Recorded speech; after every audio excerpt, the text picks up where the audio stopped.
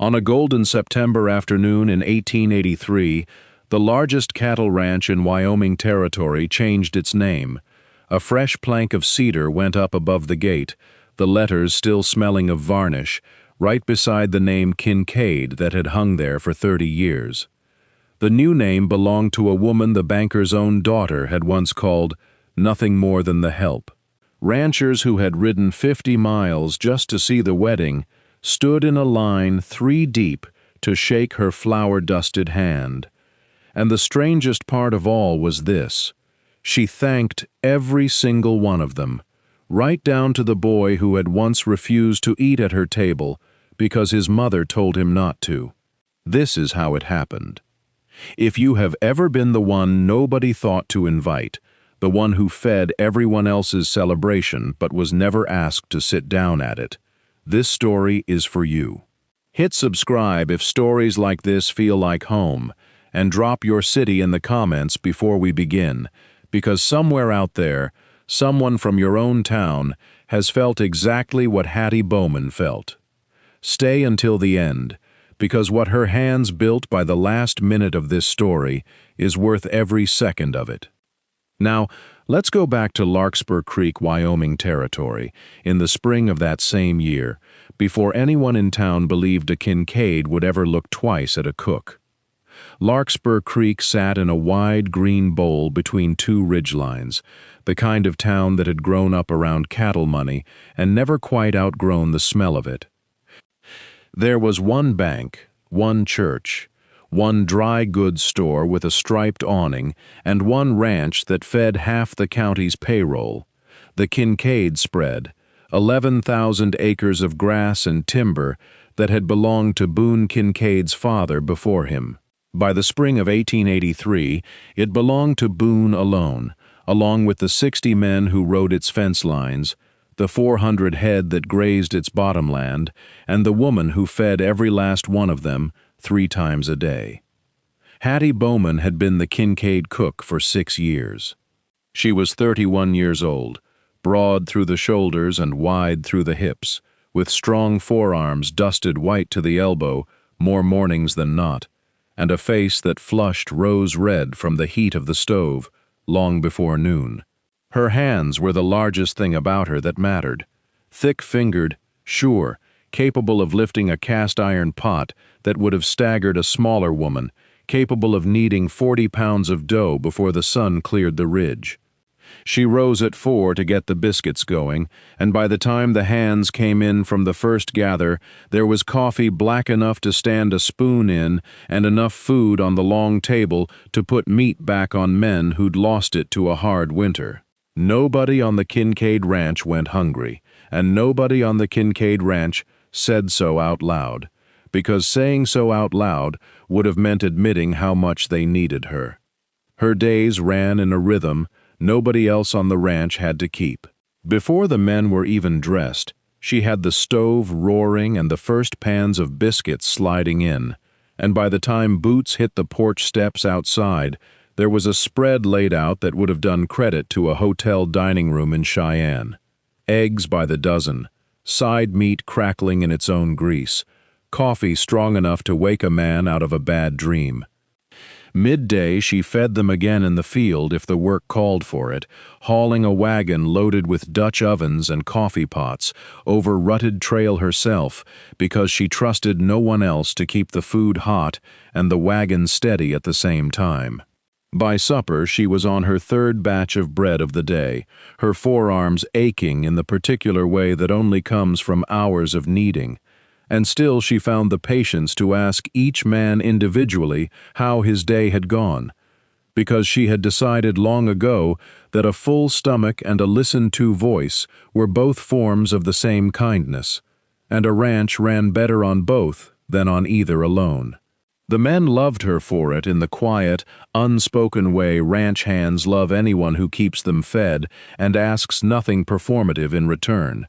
They mended her porch step without being told, split extra kindling, and stacked it by her door, and not one of them would have tolerated an insult to her spoken in their hearing, though none of them thought to say so out loud either, because saying it out loud might have required admitting how much of their own comfort rested on her shoulders.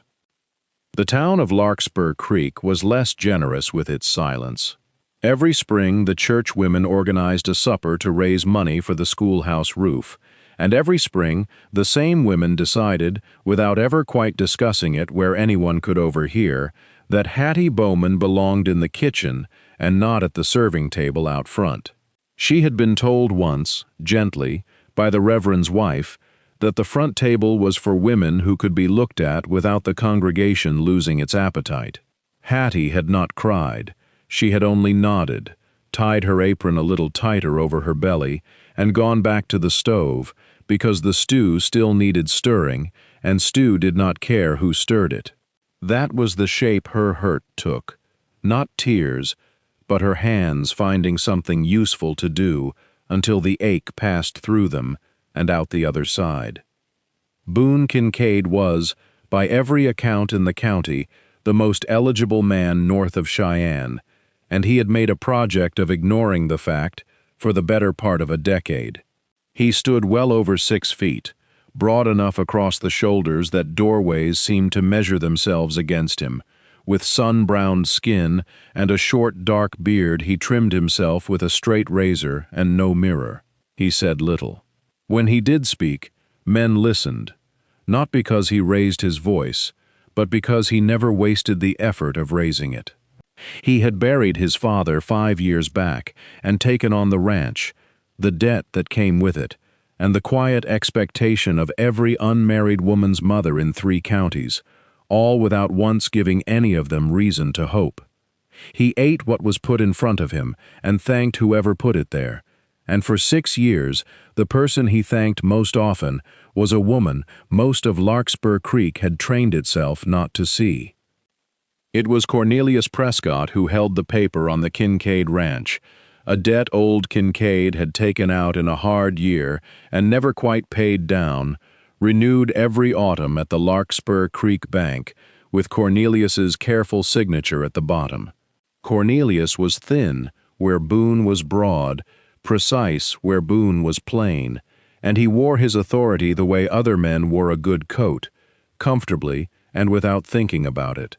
He had 1 daughter, Lavinia, and 1 ambition for her, and the ambition had Boone Kincaid's name written on it in the same careful hand he used for loan documents. It began, as these things often do, with a lie so small nobody thought to question it. Boone rode into the ranch yard on a Friday evening in April, dismounted at the cookhouse door instead of the main house, and told Hattie he'd come to look over the week's provisions ledger on account of the flour bill running high. Hattie, who kept that ledger herself and knew it was accurate down to the pound, said nothing about the fact that Boone had never once in 6 years asked to see it. She set a plate down across from her own at the long kitchen table, poured him coffee, and opened the ledger on the table between them like it was the most natural thing in the world.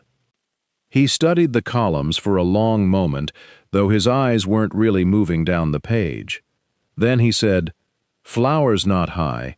You're just feeding more men than my father ever did, and feeding them better." "Man works harder on a full stomach," Hattie said, setting a plate in front of him without being asked. "Eat before it's cold." He ate, and when the plate was clean, he didn't leave. That was the first Friday. There would be 5 more. The second Friday, he claimed he needed to know whether the smokehouse was curing enough bacon to see the crew through winter, and stayed long enough to help her turn the hanging sides herself, which was not a foreman's work, and certainly not a rancher's.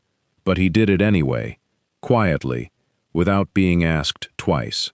The third Friday, there was no excuse at all. He simply appeared at the cookhouse door at the same hour as always, and Hattie, without comment, set the second plate before he'd even taken off his hat.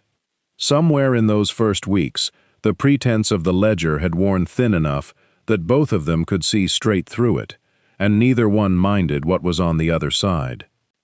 Each week the excuse changed. The beef order, a question about winter stores, whether the new well water was affecting the bread, and each week Hattie let him have his excuse without ever once pointing out that a man who owned 11,000 acres and employed a foreman for exactly this kind of accounting did not need to ride down from the main house himself to ask it.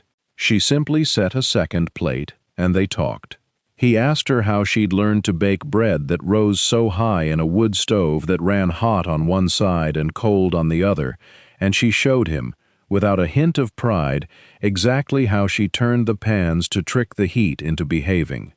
She asked him about the herd, about which bulls he was keeping for breeding, and which grass held water longest into a dry summer, and he answered her the way he answered his foreman, plainly, respectfully, like her questions deserved real answers.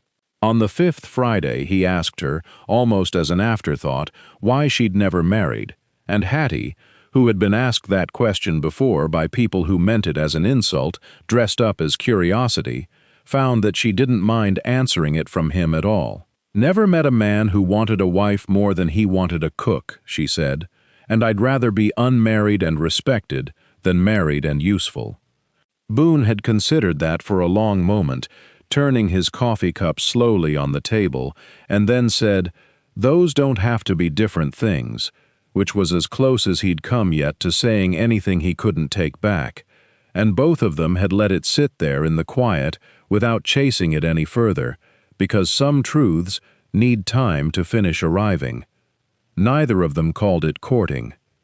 It would not have occurred to either of them to call it anything at all.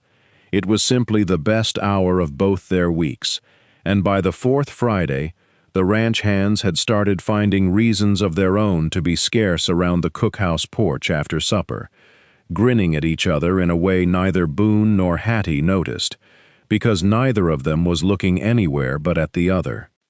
On the 6th Friday, Boone brought her a jar of wild plum preserves he'd bought off a Cheyenne trader, set it on the table without ceremony, and said, "Saw these and thought you'd know what to do with them better than I would." Hattie turned the jar over in her thick fingers, and something in her chest went warm and unfamiliar, the way a stove feels in the first minute after the fire catches. "That's a fine gift for a woman who cooks for 60 men and never gets asked what she'd like to eat herself," she said. "Well," Boone said, "Body ought to ask." It was the closest either of them had come to saying anything true out loud, and it might have gone on that way for months. Two careful people circling something neither wanted to name, if Cornelius Prescott hadn't decided, that same week, that it was time to collect on more than his loan. The Larkspur Creek Women's Aid Society held its spring social on the 3rd Saturday of May, in the long room above the dry goods store, and Cornelius Prescott made certain his daughter arrived on Boone Kincaid's arm, an arrangement made not with Boone's enthusiasm, but with his silence, which Cornelius had learned to read as agreement, because a man behind on nothing does not stay quiet when he is offered something he does not want. Lavinia Prescott was, by any measure the town cared to use, a beautiful woman, narrow-waisted and pale, raised on the particular confidence that comes from never once having to earn a room's attention. She had decided, sometime in the last year, that Boone Kincaid's ranch and her father's bank made a tidy enough pairing that her own preferences on the matter were beside the point, and she pursued the arrangement with the same brisk efficiency her father brought to a mortgage renewal. Hattie was there that night, too, though not on anyone's arm.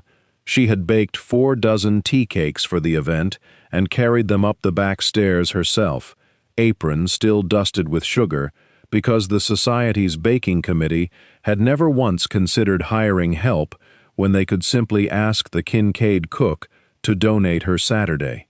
She was arranging the cakes on the refreshment table, half hidden behind a bank of borrowed silver urns, when Lavinia Prescott approached, trailing 2 of the banker's wife set behind her like a matched pair of carriage horses. "Mrs. Bowman does outdo herself," Lavinia said, loudly enough to carry, picking up a tea cake and turning it over as though inspecting it for flaws. It's remarkable, really, how a woman can pour her whole self into feeding a man's household and never once expect anything from it. Bless her heart. A man like Boone Kincaid, fed by a woman who'll never sit at his table as anything but the help. The room did not go silent, exactly. The fiddle kept playing, the punch kept being ladled, but the particular quality of attention in the corner nearest the refreshment table sharpened, the way a room sharpens when everyone has heard something they will discuss on the ride home. Hattie's hands did not stop moving.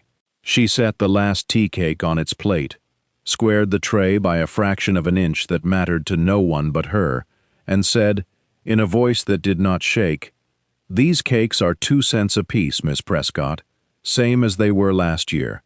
Proceeds go to the schoolhouse roof." It was not an answer to the insult. It was better than an answer because it refused to acknowledge the insult had landed anywhere at all, and Lavinia's smile thinned by exactly the width of that refusal before she turned away to find better sport elsewhere.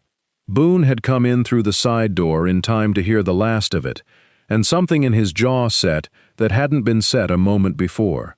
He crossed the room, not toward Lavinia, and stood at the refreshment table long enough to take a tea cake off Hattie's tray and eat it, standing there in front of God and the entire Women's Aid Society, which was, in Larkspur Creek, as close to a public statement as a quiet man was likely to make.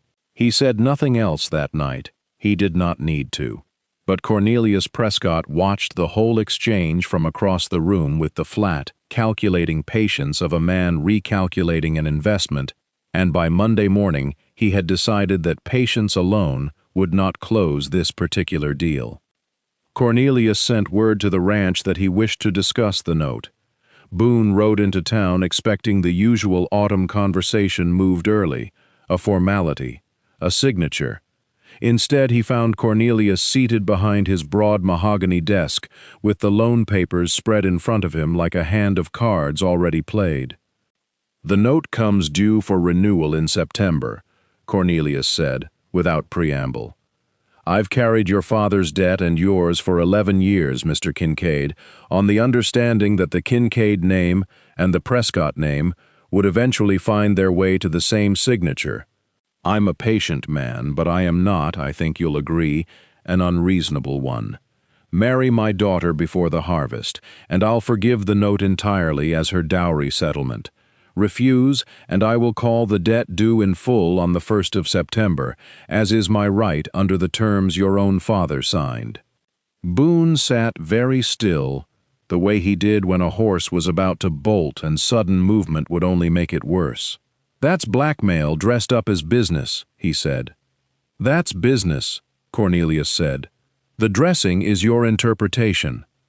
Boone rode home without answering, and for 3 days he did not come down to the cookhouse on a Friday that wasn't Friday, did not find an excuse, did not sit across the table from the one person in the county who had never once asked him for anything. He walked his own fence lines instead, turning the arithmetic over and over. 60 men and their families who depended on the ranch staying whole, a debt that would ruin all of them if called due with no warning, a name his father had built and trusted him to keep standing, weighed against a woman he had no right to ask to wait on the far side of a decision that might cost her everything and gain her nothing. He was not a man who believed in choosing badly out of fear, but he was, for the first time in his adult life, badly afraid, and the fear made him quiet in a way that worried his own foreman. His foreman, a weathered man named Garrett Sutter, who'd worked the Kincaid spread since Boone was a boy, on a pony too big for him, finally cornered him by the barn on the 3rd day and asked him straight out what was eating at him. Boone told him the bones of it, leaving out only Hattie's name, and Sutter spat in the dirt and shook his head slow.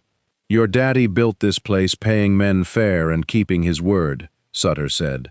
"He'd rather have lost it outright than kept it by breaking his word to somebody who never did him wrong. You know that as well as I do." Boone hadn't answered, but he'd carried the words with him the rest of that day, turning them over the same way Hattie turned bread pans to trick a stubborn stove, until they'd worked their way all the way through him. It was Hattie who found him, in the end, sitting alone on the corral fence in the last light of a Thursday, and it was Hattie who did not ask him what was wrong, because she had learned, in 6 years of feeding a quiet man, exactly how long to let a silence sit before it turned to rot.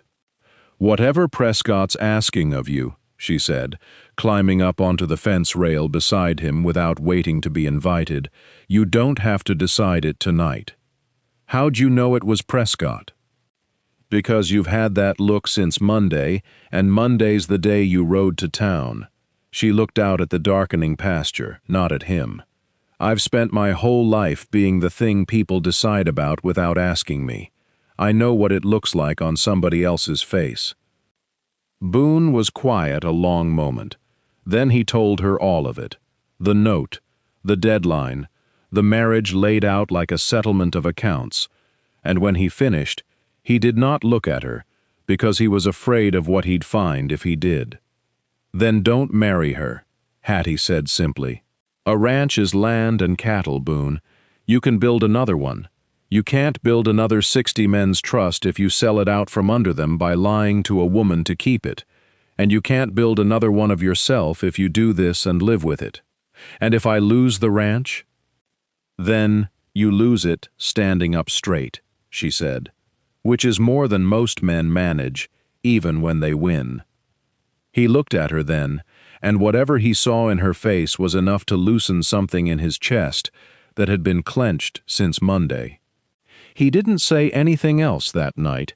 He didn't need to, but he rode to town the next morning and told Cornelius Prescott, plainly and without apology, that he would not be marrying Lavinia, September or any other month, and that the bank could call its note whenever it pleased. Cornelius called it in 6 weeks, on a hot afternoon in late July, and posted the foreclosure notice on the courthouse door himself, along with a second notice announcing that the Kincaid Ranch would be auctioned to the highest bidder on the 15th of August, in accordance with the terms of the original note. What Cornelius did not post, but made certain to mention to anyone who would listen at the bank counter, was that the whole business could still be settled quietly, quickly, and to everyone's benefit, if Mr. Kincaid would simply reconsider his position regarding a certain young lady.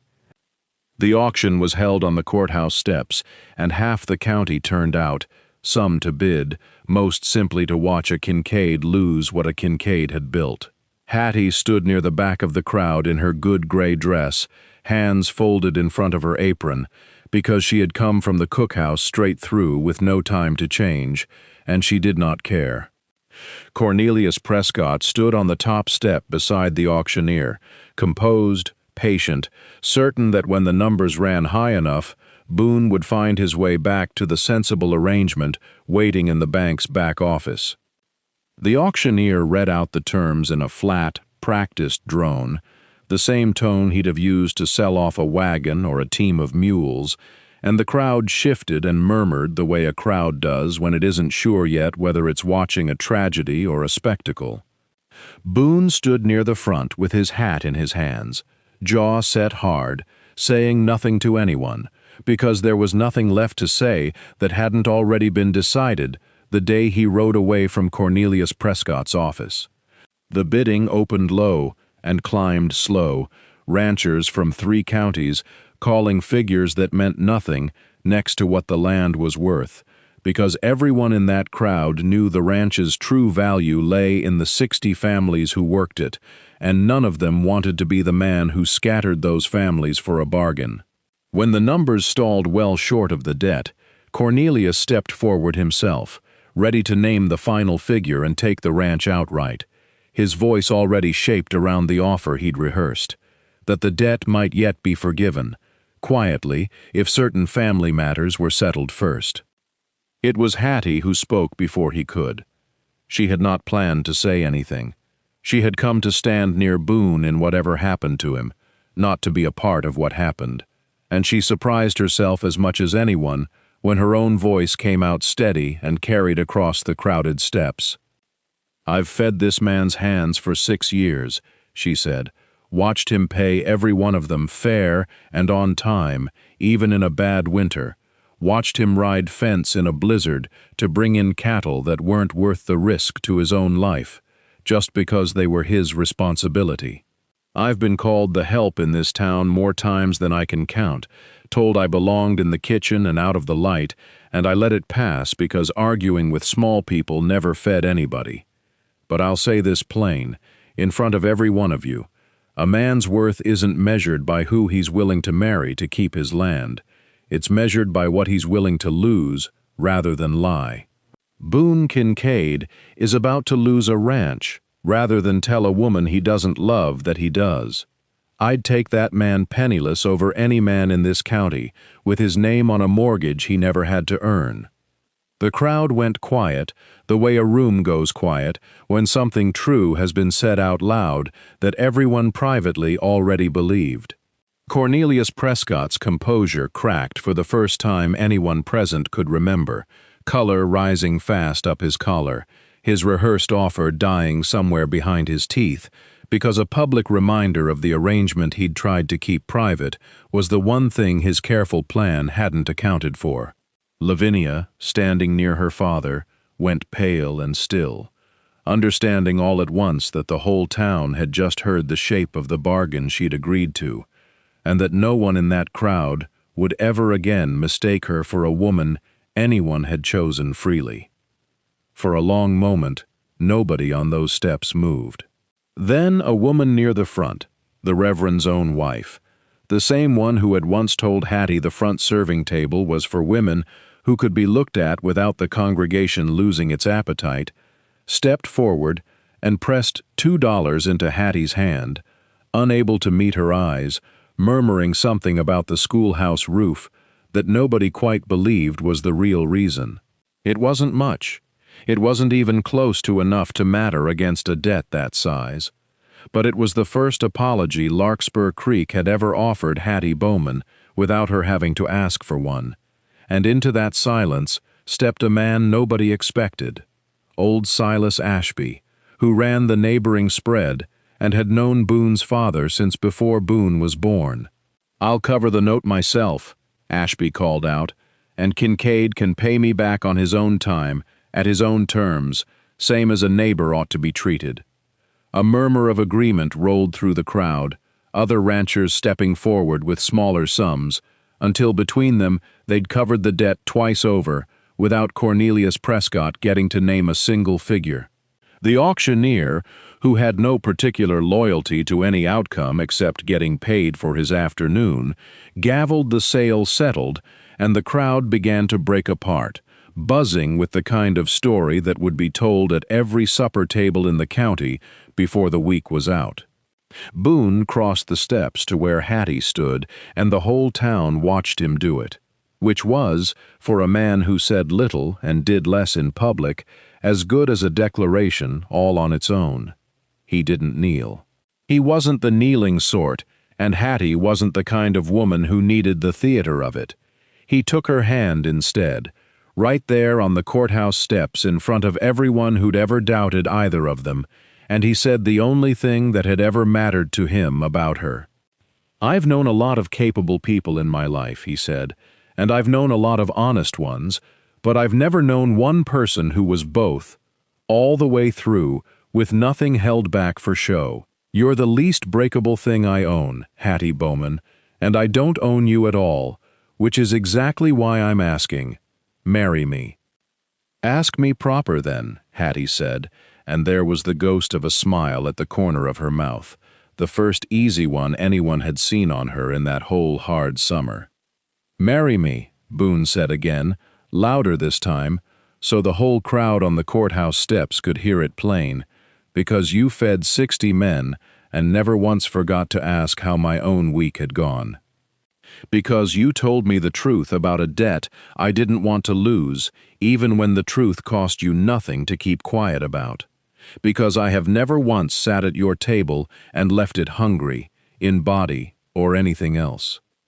"Then yes," Hattie said, and the crowd on the courthouse steps did something Larkspur Creek had not seen them do in a long while.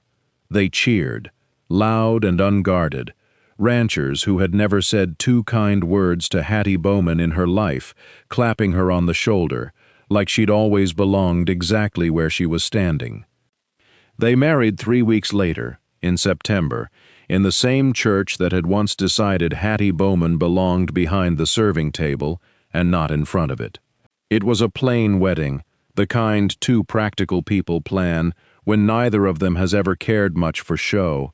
A borrowed white dress let out generously through the shoulders and waist by a seamstress 2 towns over, wildflowers instead of hothouse roses, a supper afterward that Hattie insisted on cooking most of herself, because she said she didn't trust anyone else's gravy at her own wedding, and nobody in that church was fool enough to argue with her about it. 60 ranch hands and half the county crowded into pews built for half that number, and when the Reverend asked if anyone objected to the union, old Silas Ashby called out from the back that he'd cover the cost of an objection same as he'd covered the note, which drew the first real laugh Larkspur Creek's church had heard in longer than anyone could remember. Cornelius Prescott did not attend. Lavinia did not either, though she sent no word explaining why, and nobody in Larkspur Creek much wondered. 5 years passed, the way years do on a working ranch.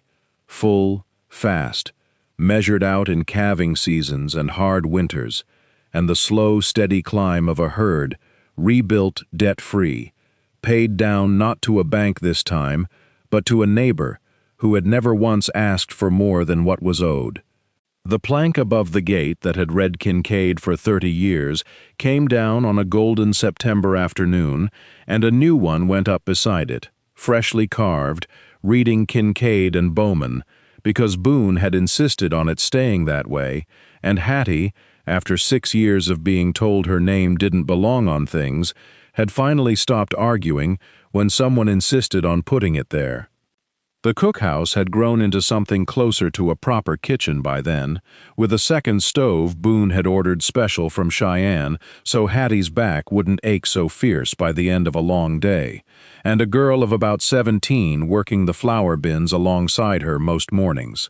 A quiet, watchful girl named Ruthie Calloway, whose family had lost their own small spread 2 winters back, and who had shown up at the Kincaid gate asking for any work at all, too shy to look anyone straight in the eye.